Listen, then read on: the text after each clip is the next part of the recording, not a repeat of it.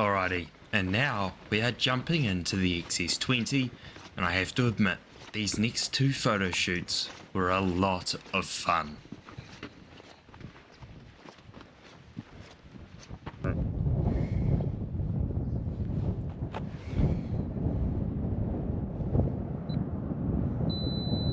This was a cold and windy morning, but it ended up being well worth the effort, as all of a sudden while I was shooting, the sun popped up and lit up the foreground, and I managed to capture this stitched panorama.